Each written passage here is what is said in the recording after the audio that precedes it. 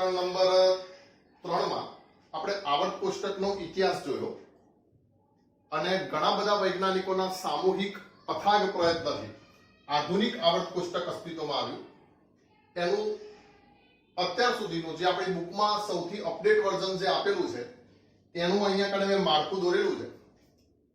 તો આ આવર્ત કોષ્ટકને આપણે સમજીએ. આધુનિક આવર્ત કોષ્ટક કે જે આધુનિક આવર્ત નિયમના પાયા ઉપર રચાયેલો છે.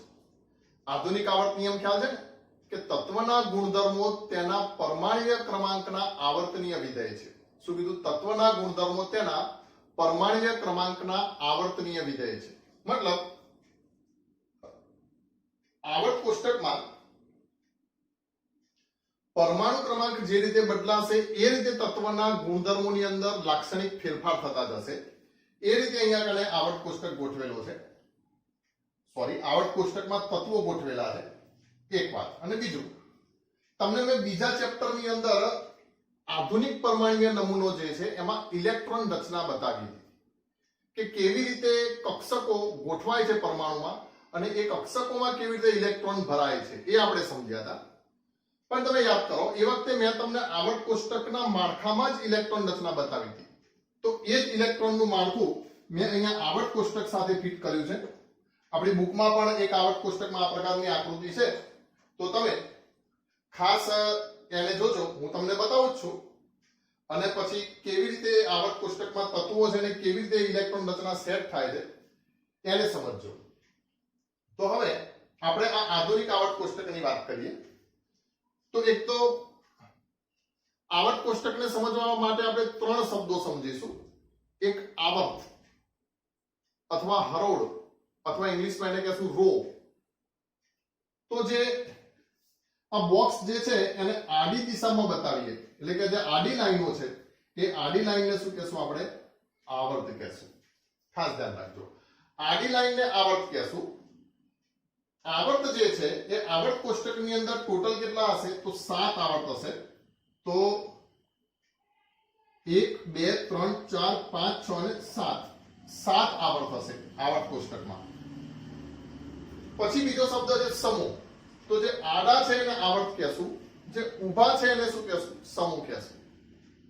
પૂરક વસ્તુ છે એકબીજાની. આડી ઈંટોની લાઈન કરો એટલે ઊભા સમૂહની લાઈન ઓટોમેટિક થઈ જવાની છે.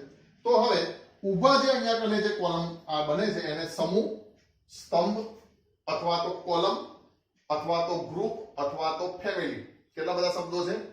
સમૂહ, સ્તંભ, કોલમ, ગ્રુપ અથવા તો ફેમિલી એવું આપણે કહેશું.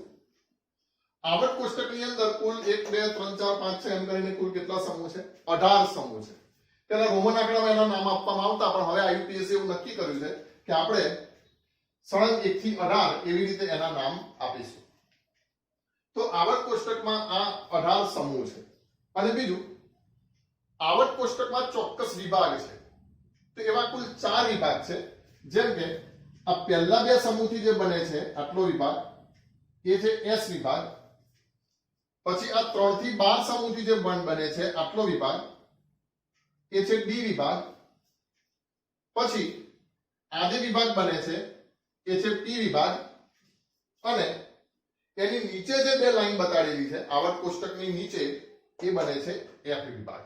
તો આમ આવર્ત કોષ્ટકમાં કેટલા વિભાગો છે? 4 વિભાગ, એસ, પી, ડી અને એફ. 4 વિભાગો છે આવર્ત કોષ્ટકમાં. એસ વિભાગ, પી વિભાગ, ડી વિભાગ અને એફ વિભાગ. હવે ધ્યાન રાખો, વચ્ચે અહીંયા કને મેં વાદળી અક્ષરથી ઇલેક્ટ્રોન રચના પણ અહીંયા વચ્ચે દર્શાવી છે. તો આપણા આવર્ત કોષ્ટકને ઇલેક્ટ્રોન રચના સાથે સીધો સંબંધ છે. ઇલેક્ટ્રોન રચના આપણે ક્વોન્ટમાંકના આધારે લખીએ છીએ, એટલે કે કક્ષકોનો ક્રમ એ ક્વોન્ટમાંકના આધારે લખીએ છીએ. એમાં ક્વોન્ટમાંક ભણતી વખતે મેં તમને કીધું હતું કે મુખ્ય ક્વોન્ટમાંક n એ આવર્ત કોષ્ટકમાં શું નક્કી કરશે? આવર્તનો ક્રમ નક્કી કરશે. સમજો ફરીથી, મુખ્ય ક્વોન્ટમાંક n એ આવર્ત કોષ્ટકમાં શું નક્કી કરશે? એ આવર્તનો ક્રમ નક્કી કરશે. જેમ કે આપણે એવું કહીએ છીએ પહેલી કક્ષામાં કેટલા ઇલેક્ટ્રોન સમાય? તો 2 ઇલેક્ટ્રોન સમાય. ખ્યાલ છે ને? પહેલી કક્ષામાં કેટલા ઇલેક્ટ્રોન? દરેકમાં કેટલા ઇલેક્ટ્રોન સમાય? 2n² પ્રમાણે ઇલેક્ટ્રોન સમાય ને. તો પહેલી કક્ષામાં કેટલા ઇલેક્ટ્રોન સમાય તો 2 1 નો સ્ક્વેર એટલે કેટલા 2 બીજી કક્ષામાં કેટલા ઇલેક્ટ્રોન સમાય 8 ત્રીજી કક્ષામાં કેટલા ઇલેક્ટ્રોન સમાય તો 18 ચોથી કક્ષામાં કેટલા ઇલેક્ટ્રોન સમાય તો 4 ચોક 16 32 તો આવી રીતે ઇલેક્ટ્રોન 2n² પ્રમાણે સમાય છે અને બીજું કે આવર્તનો ક્રમ કોણ નક્કી કરે છે તો આ n નક્કી કરે છે તો અહીંયા જુઓ આમે જે બતાડ્યો છે આ પહેલો આવર્ત બીજો આવર્ત ત્રીજો આવર્ત ચોથો આવર્ત પાંચમો છઠ્ઠો અને સાતમો તો આખો આવર્ત કોષ્ટક એ મુખ્ય ક્વોન્ટમાંકના આધારે કેમ લખેલું છે તો ધ્યાન રાખજો જેમ કે પહેલી કક્ષામાં 2 ઇલેક્ટ્રોન સમાય પહેલી કક્ષામાં કેટલા ઇલેક્ટ્રોન સમાય 2 ઇલેક્ટ્રોન સમાય તો અહીંયા આ 1s જે છે એમાં બે તત્વો છે જુઓ 1 અને 2 તો જે પહેલો આવર્ત છે પહેલો આવર્ત એમાં કેટલા સભ્યો હશે 2 સભ્યો હશે પછી બીજો આવર્ત જે છે એમાં 1 2 3 4 5 6 7 અને 8 સભ્યો હશે પડી બીજા આવર્તમાં કેટલા સભ્યો હશે 8 સભ્યો હશે પણ હવે જોજો હવે અહીંયા કને મેં એમ કીધું કે ત્રીજી કક્ષામાં કેટલા સભ્યો સમાય 18 પણ તમે ત્રીજા આવર્તમાં સભ્યો જુઓ આ પહેલો આવર્ત બન્યા બંનેથી બરાબર પછી આ બીજો આવર્ત હવે ત્રીજા આવર્તમાં સભ્યો કેટલા છે તો 1 2 3 4 5 6 7 8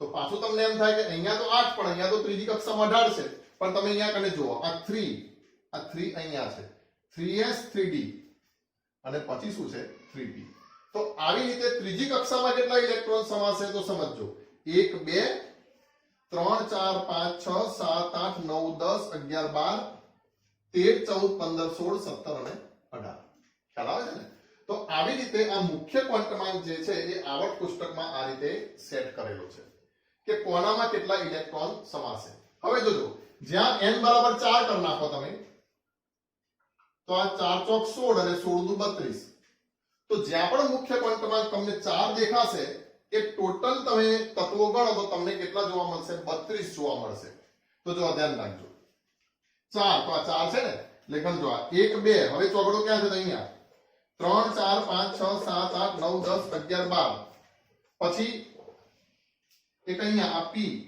13 14 15 16 17 18 પછી અહીંયા આગળ પણ છે ને 19 20 21 22 23 24 25 27 28 29 30 31 32 તો જ્યાં કક્ષા ચોથા નંબરની છે ત્યાં કેટલા ઇલેક્ટ્રોન સમાશે 32 પણ આવર્ત કોષ્ટકને આપણે જુદી રીતે ગોઠવવું પડ્યું આવર્ત કોષ્ટકમાં આપણે આવર્તો આવી રીતે ગોઠવવા પડ્યા 2 8 8 18 18 32 અને 32 પહેલો આવર્ત બીજો આવર્ત ત્રીજો આવર્ત ચોથો આવર્ત પાંચમો આવર્ત છઠ્ઠો આવર્ત ને સાતમો આવર્ત તો આવર્ત કોષ્ટકમાં આપણે મુખ્ય ક્વોન્ટમાંકના આધારે કીધું કે આટલા તત્વો હોય પણ આવર્ત કોષ્ટકના પહેલા આવર્તમાં કેટલા તત્વો હશે 2 બીજા આવર્તમાં કેટલા તત્વો હશે 8 ત્રીજા આવર્તમાં કેટલા તત્વો હશે 8 ચોથા આવર્તમાં કેટલા હશે 18 પાંચમા આવર્તમાં પણ કેટલા હશે 18 છઠ્ઠા આવર્તમાં કેટલા હશે 32 અને સાતમા આવર્તની અંદર પણ કેટલા તત્વો હશે 32 તત્વો હશે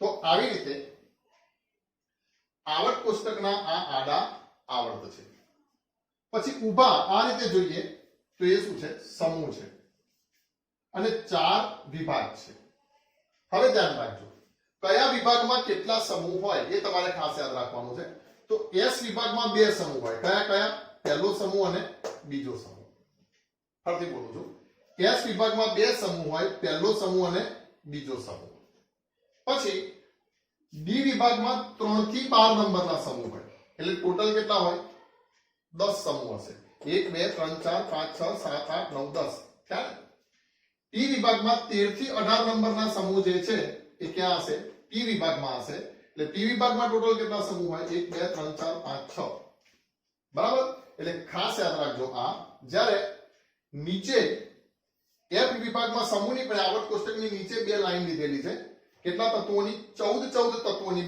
બે શ્રેણી છે એક ફોરેટ શ્રેણી જેને લેન્થેનાઇટ શ્રેણી કહેવાય અને બીજી 5f શ્રેણી જેને એક્ટિનાઇટ શ્રેણી કહેવાય જો કેટલા તત્વો છે તો 1 2 3 4 5 6 7 8 9 10 11 12 13 14 તત્વોની બે શ્રેણી હવે એને ક્વોન્ટમાંક સાથે શું સંબંધ તો એને સીધો સંબંધ કોના સાથે છે? કોણીય વેગમાન ક્વોન્ટમાંક સાથે.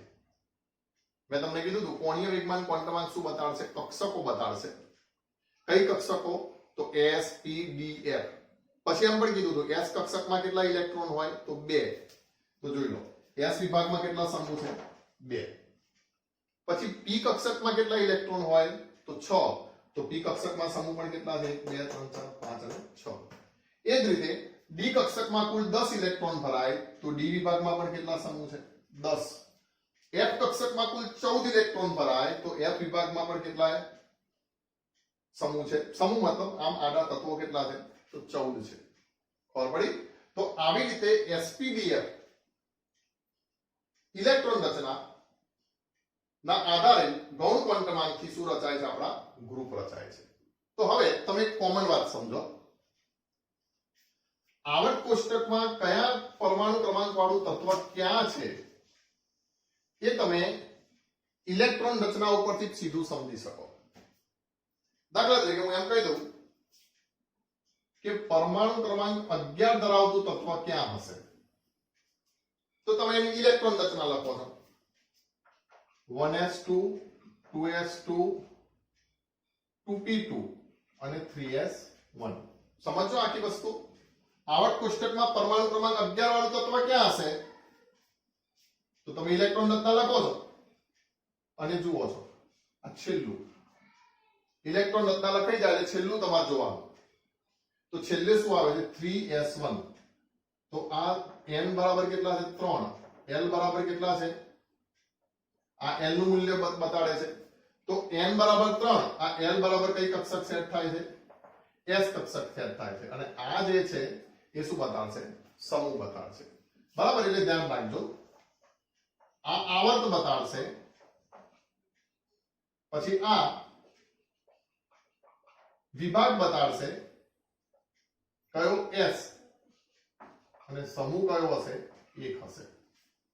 તો સમૂહ 1 માં S વિભાગમાં ત્રીજા નંબરના આવર્તમાં તમને કોણ જોવા મળશે? 11મા નંબરનું તત્વ જોવા મળશે અહીંયા. હવે તમે ખાતરી આવર્ત કોષ્ટક જોઈને કરી શકો છો અને ગણી પણ શકો છો. તો જોજો 1 2 3 4 5 6 7 8 9 10. એટલે શું થઈ ગયું? 11. બરાબર? આ વાતને વધારે ઈઝી બનાવવા માટે મેં તમને કીધું હતું કે તમારે ખાસ સમૂહ 18 જે છે એ યાદ રાખવાનો છે. કયો? સમૂહ નંબર 18. અહીંયા મેં ભૂલથી સમૂહ 18 ભૂસી નાખ્યો છે પણ હું અહીંયા પણ લખી દઉં છું. સમૂહ નંબર 18 જે છે એ તમારે યાદ રાખવાનો છે. સમૂહ નંબર 18 ના તત્વો કયા? તો મેં તમને સ્લોગન પણ કીધું હતું હનીમૂન, આગ્રામાં, કરવું, ઝેર છે, આગોજા. ક્રમ શું યાદ રાખ્યો છે તમે? 2 8 8 18 18 32. આવર્ત કોષ્ટકમાં જે આવર્તનો ક્રમ જે છે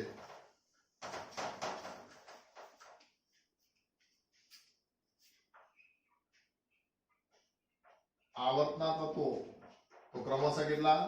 2 8 8 18 18 32 એવું કીધું છે ને. અને હજી એક 32 ઉમેર દો 2 8 8 18 18 32 32 આ કયો આવર્ત? તો આવર્ત નંબર 1 2 3 4 5 6 ને 7. તો જુઓ આનો પરમાણુ ક્રમાંક કેટલો થશે? 2.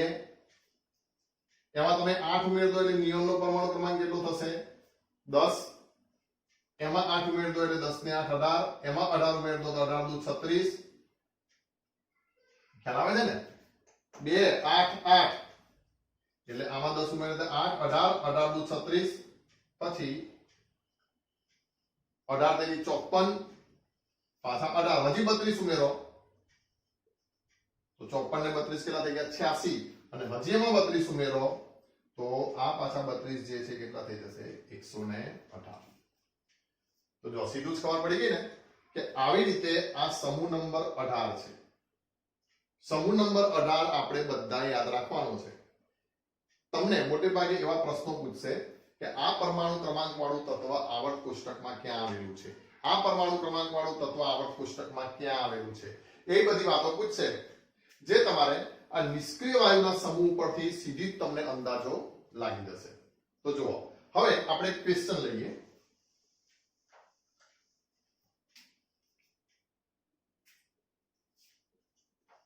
પરમાણુ ક્રમાંક 50 ધરાવતા તત્વનું આવર્ત કોષ્ટકમાં સ્થાન જણાવો. કેવી રીતે પૂછશે? કોઈ પણ પરમાણુ ક્રમાંક તમને પૂછે અને એમ કે આ તત્વનું આવર્ત કોષ્ટકમાં સ્થાન જણાવો, તો તમે ઇલેક્ટ્રોન રચના ઉપરથી સીધું નક્કી કરી શકશો. તો જો ઇલેક્ટ્રોન રચના ઉપરથી સીધું કેવી રીતે નક્કી કરી શકશો, ધ્યાન રાખજો. પરમાણુ ક્રમાંક કયો કીધો? 50. તો હવે તમને નિષ્ક્રિય વાયુના આધારે ઇલેક્ટ્રોન રચના આવડે છે 36 અને 54. ખબર પડી? 36 અને 54. તો અહીંયા કને 36 વાળો હું લખીશ નિષ્ક્રિય વાયુ કયો? ક્રિપ્ટોન. હવે ધ્યાન રાખો, અહીંયા ક્રિપ્ટોન પૂરો થઈ ગયો, મતલબ કયો આવર્ત પૂરો થયો? ચોથો આવર્ત પૂરો થયો. એટલે હવે મારે ક્યાંથી લખું? ક્યાંથી શરૂઆત થશે ઇલેક્ટ્રોનની? આ ચોથો આવર્ત પૂરો થઈ ગયો ને, એટલે હવે ક્યાંથી શરૂઆત થશે? પાંચમા આવર્તથી શરૂઆત થશે. તો હવે હું શું કરી નાખીશ? 5s2 4d10 થયું. તો 36 ને 2 38, 38 ને 10 48 અને 48 ને 2 50, એટલે આ કેટલો થઈ ગયો? 4p2. હવે તમે તરત જ નક્કી કરી નાખશો કે એનો મતલબ એમ કે કયા આવર્તમાં છે આ? તો આવર્ત નંબર 4. કયા વિભાગમાં છે? તો તમે તરત જ કહેશો વિભાગ P. અને કયો સમૂહ? તો હવે ધ્યાન રાખજો, P વિભાગનો બીજા નંબરનો સમૂહ, મતલબ 1 અને 2. પણ આમ જોવા જઈએ તો કયો સમૂહ થાય છે? 14મો સમૂહ. તો જો કેવી રીતે નક્કી કરશો? સોરી, 4p નહીં, પણ ઇલેક્ટ્રોન રચના લખવામાં મેં ભૂલ કરી ને. 4p ની જગ્યાએ શું આવશે? 5p. એટલે આવર્ત નંબર કયો આવશે? 5. 5s2 4d10 અને પછી શું આવે? 5p2. બરાબર? તો હવે સમજો, આવર્ત નંબર 5 વિભાગ P અને સમૂહ કયો? તો P વિભાગનો બીજો સમૂહ, પહેલો અને બીજો એટલે 14મો. પણ જો અહીંથી તમારે સેટ થઈ જશે સીધો જ. કેટલા થઈ ગયા? 10 ને 2 12, 12 ને 2 14, એટલે સમૂહ નંબર કયો થઈ જશે? 14. આનો ટોટલ ગણો, 10 ને 2 12, 12 ને 2 14. ધ્યાન રાખો, D લખેલા ના હોય તો પણ 10 ઉમેરી દેવાના. D લખેલા ના હોય ને અને P હોય ને તો પણ શું ઉમેરી દેવાના? 10 ઉમેરી દેવાના. ઘણી વખત તમને આમ પણ કહી દેશે 5s2 5p2. બોલો, આ તત્વ જે છે એની બાહ્યતમ કક્ષાની ઇલેક્ટ્રોન રચના 5s2 5p2 છે, તો તે કયા સમૂહમાં આવેલો હશે? તો એવું નહીં કે 2 ને 2 4, 10 તો ઉમેરી જ દેવાના. કારણ કે P માં કૂદકો મારવો હોય તો આ 10 તો જાય જ ને. ખ્યાલ આવે ને? P માં કૂદકો મારવો હોય તો આ 10 નો કૂદકો તો મારવો જ પડે ને. તો તમે શું કરશો? P માં પહોંચીએ એટલે 10 ઉમેરી જ દેવાના. 10 ને 2 12, 12 ને 2 14, એટલે સમૂહ નંબર શેમાં હશે? 14 માં હશે. ખબર પડી? તો આવી રીતે કઈ કઈ વાતો કરી આપણે? આવર્ત કોષ્ટક જેમાં 7 આવર્ત, 4 વિભાગ, 18 સમૂહ. બીજું, S વિભાગમાં 2 સમૂહ, પહેલો બીજો. D વિભાગમાં 10 સમૂહ, કારણ કે D કક્ષકમાં 10 ઇલેક્ટ્રોન. 3 થી 12. P વિભાગમાં 6 સમૂહ, કયા કયા? તો 13 થી 18. અને આવર્ત કોષ્ટકની નીચેની 2 લાઈન જેમાં લેન્થેનાઇટ શ્રેણી, ઓક્ટેનાઇટ શ્રેણી, અને બંને શ્રેણીમાં કેટલા તત્વો? 14 પ્રકારના 14 તત્વો. બરાબર? તો આ આવર્ત કોષ્ટકનું સામાન્ય માળખું છે. હવે જો, હવે થોડુંક આપણે થોડુંક આની અંદર હજી વધારે વિશેષ ઉતરીએ. ઇલેક્ટ્રોન રચના જુઓ કેવી રીતે આપણે લખીએ છીએ. 1s 2s 2p 3s 3p 4s 4p 5s 3p પછી 4s પછી શું આવશે? 3d પછી 4p પછી 5s પછી 4d પછી શું આવશે? 6s પછી 6s પછી શું આવશે? 4f. બરાબર? ધ્યાન રાખજો, હું આવે જે કહું છું ખાસ. 4f પછી પાછું બાજુ શું આવે? તો 5d પાછું 5d પછી આપણે કરીશું 6p પછી 7s પછી પાછા બે ઓછા એટલે 5f પાછા એક વધારે એટલે 6d બરાબર 6d પછી પાછું શું કરી નાખશું 7p આ રીતે આટલું આપણું આવર્ત કોષ્ટક પૂરું થયું હવે ધ્યાન રાખજો 1 એટલે પહેલો આવર્ત પૂરો થયો બોલો 1s કક્ષકમાં કેટલા ઇલેક્ટ્રોન સમાય 2 ઇલેક્ટ્રોન સમાય તો હવે ધ્યાન રાખજો અહીંયા હું આ હાઇડ્રોજન એટલે પરમાણુ ક્રમાંક કેટલો છે 1 છે અને હિલિયમ એટલે પરમાણુ ક્રમાંક કેટલો છે 2 છે તો જો આ પહેલો આવર્ત પૂરો થઈ ગયો હવે બીજો આવર્ત જુઓ તો બીજા આવર્તની અંદર અહીંયા s માં પાછા કેટલા ઇલેક્ટ્રોન સમાય 2 તો બીજા આવર્તમાં જોઈ લો નંબર 3 અને નંબર 4 કુલ 4 ઇલેક્ટ્રોન થઈ ગયા અને s માં 2 સમાઈ દીધા આપણે પછી t માં કેટલા સમાશે તો 6 સમાય 2p6 તો હવે ધ્યાન રાખજો 5 6 ખ્યાલ આવે છે ને નંબર 3 નંબર 4 બેરિલિયમ પછી આ પાંચમા નંબરનું બોરોન 6 7 8 9 અને પાછો આ 10 એ રીતે જુઓ તો 2 થી 10 વળી પાછા 10 થી 18 એટલે પાછા 8 મૂકી દો તો જો આ 2 અને આ પાછા 6 તો પાછા આ 10 પછી વળી પાછો કોણ આવી ગયો સોડિયમ 11 આ 12 આ 13 14 15 16 17 અને પાછો આર્ગોન પણ થઈ ગયું 18 થઈ ગયું વળી પાછો 18 પછી આ 19 અને આ 20 એટલે જુઓ આ પાછા હવે ચોથા આવર્તમાં કેટલા સભ્યો સમાય તો સમજો સભ્યો કેટલા છે ચોથા આવર્તમાં તો 2 6 ને 2 8 ચોથા આવર્તમાં કેટલા તત્વો છે 1 2 હવે ચોથા આવર્તમાં પણ ધ્યાન રાખજો મુખ્ય ક્વોન્ટમાં 4 અહીંયા કનેક્ટ કર્યો છે મેં તો આ 2 6 અને આના 3d ના પણ કેટલા લઈ લેવાના 10 તો જો ચોથા આવર્તથી એટલે હવે ડી કક્ષક ચાલુ થઈ ગઈ અને આપણી ઇલેક્ટ્રોન રચના પણ આ જ રીતે હતી ને તો કેટલા થઈ ગયા 6 ને 2 8 10 ને 8 18 તો અહીંયાથી જો 20 21 22 23 24 25 26 27 28 29 અને 30 અહીંયા તમે જોશો તો 30 પરમાણુ ક્રમાંક વાળું તત્વ આવી જ જશે આવર્ત કોષ્ટકમાં જે ઝિંક છે પછી એ રીતે પાંચમા આવર્ત જુઓ તો આ 2 10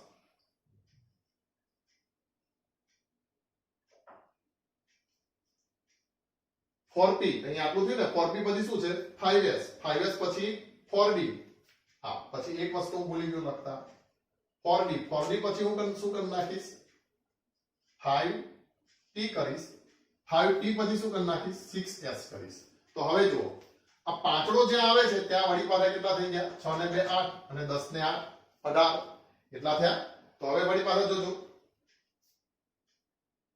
આ 30 તો થયા હા અને આ છે એટલે જો 10 ને 12 ને 18 એટલે હજી મેં અહીંયા કને કેટલા 10 લખ્યા ને તો પાછા હજી લખી નાખું 31 32 33 34 35 અને 36 તો જો 4p6 ચોથો આવર્ત પૂરો થઈ ગયો તો ચોથો આવર્ત અહીંયા પૂરો થઈ ગયો p તો ચોથાનો p અને છઠ્ઠા નંબરનો અહીંયા તો આવ્યો હવે એ જ રીતે પાંચમો જોજો 5s 4d અને 5p6 એટલે 10 ને 12 12 ને 6 18 તો 5s1 એટલે કેટલા થયા 37 38 39 40 41 42 43 44 48 53 અને 54 તો જો આ ઝેનો હવે શું થશે હવે ખાસ યાદ રાખજો આવર્ત કોષ્ટકમાં તમે આમ જોશો તો આ રીતે પરમાણુ ક્રમાંક સીધા આવેલા હશે પણ હવે આ માળખું જુઓ આટલું માળખું 6s2 તમે મૂકી દીધા 6s તો હવે 54 પછી આ શું આવશે 55 પછી શું આવશે 56 અને પછી શું થાય છે અહીંયા ડી કક્ષકમાં પહેલા એક ઇલેક્ટ્રોન જતો રહે છે એટલે પછી આવશે અહીંયા 57 આ 57મું જે તત્વ છે એની સંજ્ઞા છે La, એને શું કહેવાય લેન્થેનમ. પછી એક ઇલેક્ટ્રોન અહીંયા ભરાયા પછી પાછા બધા ઇલેક્ટ્રોન ક્યાં જતા રહે છે? ફોરેફ કક્ષકમાં જતા રહે છે. એટલે તમે જેવું અહીંયા કરે લેન્થેનમમાં આવશો, તમે આવર્ત કોષ્ટકમાં જોશો તો 57 પછી અહીંયા 58 નહીં હોય. 58 ક્યાં હશે? અહીં હશે. એટલે બાકીના 14 પછી આ જગ્યા જતા રહે. 58, 59, 60, 61, 62, 63, 64, 65, 66, 67, 68, 69, 70 અને 71. અને પાછા ઇલેક્ટ્રોન ક્યાં જશે? ડી માં જશે. એટલે અહીંયા ખાસ કૂદકો જોવા મળશે, એ ખાસ ધ્યાન રાખજો. એનાથી પછી કેટલો થઈ જશે? 72. પછી તો તમે કહી શકો છો ક્રમશઃ પાછા ડી માં કેટલા ભરી દઈએ? 10 ભરી દઈએ, તો બાકીના 9 ભરી દઈએ. 73, 74, 75, 76, 77, 78, 79, 80. તો જુઓ 2 3 4 5 6 7 8 9 10. હવે 6 પી ના 6 ભરી દઈએ એટલે છઠ્ઠો આવર્ત પૂરો થશે. તો 81, 82, 83, 84, 85 અને 86 છે કે નહીં? રેડોન સુધી પહોંચ્યા. એ જ વસ્તુ અહીંયા કને 7s માં બનશે. જોજો 7s માં કેટલા મૂકવાના? 2 મૂકવાના. તો અહીંયા મૂકી દઉં છું 86 પછી 87 અને આ 88. પણ પાછું અહીંયા કને એક તત્વ હશે એક્ટિનોઇડ, એનો પરમાણુ ક્રમાંક 1 થઈ જશે 89. એટલે પાછા ડી માં 1 ભરાશે અહીંયા કને. અને ફરીથી પાછા બાકી કઈ કક્ષકો ભરાશે? F કક્ષક ભરાશે. તો જોજો 89, 90, 91, 92, 93, 94, 95, 96, 97, 98, 100, 101, 102 અને 103. અને પછી સીધો કૂદકો અહીંયા કને આવશે ડાયરેક્ટ 104. એટલે તમને હવે આવર્ત કોષ્ટક 9મા ધોરણમાં એવો પ્રશ્ન થતો હશે ને કે આ કૂદકો કેમ ભાગી ગયો? 89 થી 114 કેમ થઈ ગયા? તો એટલા માટે 114 થઈ ગયા, કારણ કે બાકીના ઇલેક્ટ્રોન વચ્ચે કઈ કક્ષકમાં જતા રહે છે? F કક્ષકમાં જતા રહે છે. બરાબર. અને હવે પાછો ક્રમ કરી નાખીએ 105, 106, 107, 108, 109, 110, 111, 112, 114, 115, 116, 117 અને 118. અને આ રીતે ઓગણેસિયમથી આપણું આખું આવર્ત કોષ્ટક અહીંયા પૂરું થશે. તો આ છે આવર્ત કોષ્ટકનું માળખું, કે આ રીતે પરમાણુ ક્રમાંકવાળા તત્વો આવર્ત કોષ્ટકમાં ગોઠવાયેલા હોય છે. તમને તો આટલી વસ્તુની યાદ રાખવાની છે કે ઇલેક્ટ્રોન રચના ઉપરથી તમારે નક્કી કરી દેવાનું છે કે આ પરમાણુ ક્રમાંક વાળું તત્વ એ કઈ જગ્યાએ હશે. બરાબર. એક બે ની પ્રેક્ટિસ કરી નાખીએ, પછી તમારે મને જવાબ આપવાનો. કયા પરમાણુ ક્રમાંક વાળું તત્વ આવર્ત કોષ્ટકમાં કઈ જગ્યાએ હશે? ચલો હું અહીંયા લખું છું કેલ્શિયમ કઈ જગ્યાએ હશે? કેલ્શિયમ 20. તો તમે તરત જ કહેશો આમાં કશું કરવાની જરૂર નથી. આર્ગોન 18. એટલે કયો આવર્ત પૂરો થયો? આર્ગોન એટલે ત્રીજો આવર્ત પૂરો થઈ ગયો. અને શું કરી નાખીએ? 4s2. તો આ કેલ્શિયમની ઇલેક્ટ્રોન રચના થઈ ગઈ. તો તમે તરત જ જોશો તમારું આવર્ત કોષ્ટક લઈને જ બેસવાનું છે જોડે કે ચોથો આવર્ત, તો કેલ્શિયમ ચોથા આવર્તમાં હશે અને S વિભાગના કયા સમૂહમાં હશે? બીજા સમૂહમાં હશે. તો ચોથો આવર્ત એટલે બીજો સમૂહ આવી ગયો. પરમાણુ ક્રમાંક કેટલો? 20. તમને કોઈ એમ પૂછે કે બ્રોમિન 35 કઈ જગ્યાએ હશે? તો તમે નક્કી કરશો પાછું. આર્ગોન એટલે 18 થયા. પછી શું કરી નાખશો? 4s2, 3d10 અને 4p. 18 ને 20, 20 ને 10, 30, 30 ને 5, 35. તો આવર્ત નંબર 4 અને સમૂહ નંબર 10 ને 12 ને 5 17. તો જોઈ લો સમૂહ નંબર 17 દેખાય 35 અને આવર્ત નંબર 4 છે ને? તો ક્યાં હશે? સમૂહ નંબર 17 માં હશે અને આવર્ત નંબર 35. જો મિત્રો આ તો આપણે ઇલેક્ટ્રોન રચનાના આધારે જોયું, પણ એમનેમ તમને જો આ નિષ્ક્રિય વાયુ ખબર હોય ને તો તમે એમનેમ ગણતરી કરી શકો છો. कई रीते तो जो ध्यान રાખજો હો કેલ્શિયમ 20 तो आर्गोन 18 પૂરો થઈ ગયો आर्गोन 18 પૂરો થઈ ગયો કયા આવર્તમાં પૂરો થાય આર્ગોન તો તમે તરત જ કહેશો આર્ગોન ચોથા આવર્તમાં પૂરો થાય હવે 18 માં બે બીજા ઉમેરો તો 20 થાય ને તો પાંચમા આવર્તનો કયો સમૂહ આવી જાય બીજો સમૂહ આવી જાય તો પાંચમા આવર્તનો બીજો સમૂહ એટલે 20 થઈ ગયો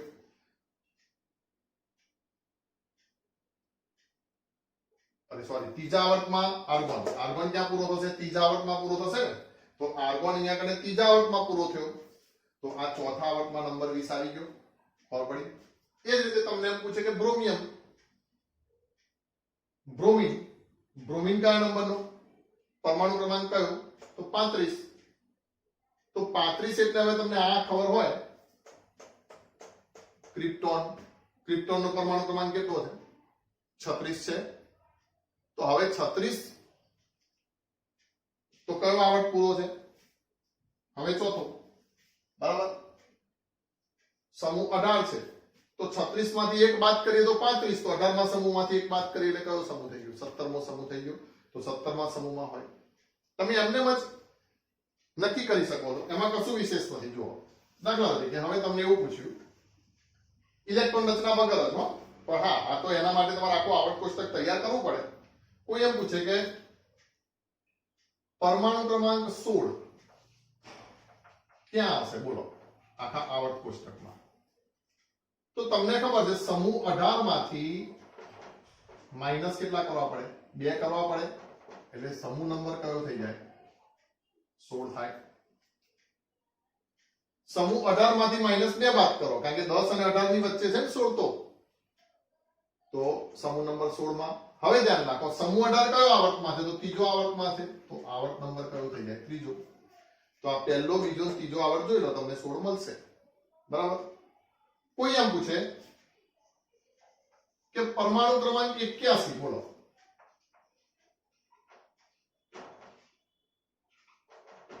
ક્યાં હશે તો પહેલા સમૂહ જોઈ લો ફટાફટ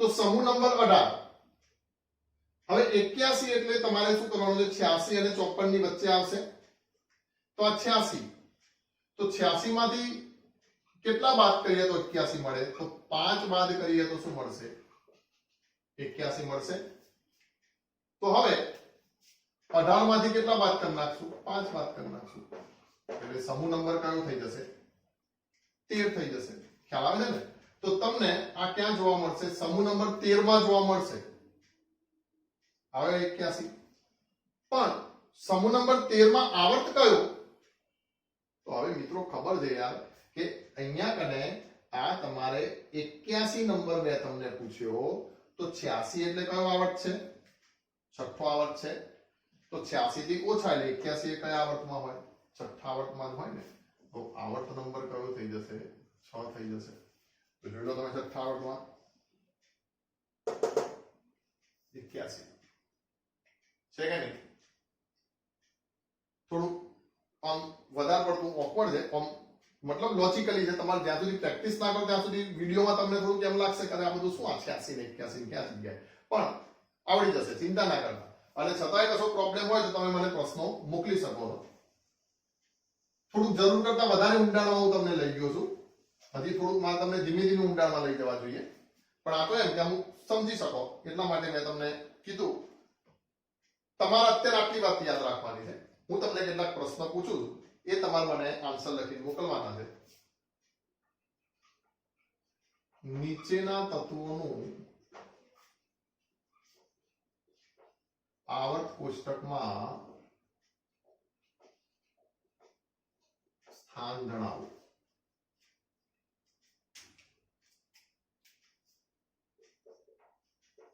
Fe26 Ag47 પોટેશિયમ 19 Mg12 એક થોડો ભારે આપું યુરેનિયમ 92 બરાબર અને સ્વાધ્યાયમાં પણ એક પ્રશ્ન આપેલો છે Z બરાબર 114 આવર્ત કોષ્ટકમાં સ્થાન જણાવો એ સ્વાધ્યાયમાં પણ પ્રશ્ન આપેલો છે એટલે હું તમને પૂછી લઉં છું બસ આટલું તમને આવડે એટલે ઇનફ છે. બાકી નેક્સ્ટ લેક્ચરમાં હું તમને પાછા આખું આવર્ત કોષ્ટક તમને પાછું યાદ કરાવડાવું છું. બરાબર? ફરીથી એક વખત કહી દઉં. આવર્ત કોષ્ટક સમૂહ કેટલા 18, આવર્ત કેટલા 7, વિભાગ કેટલા 4, કયા કયા એસપીડીએફ.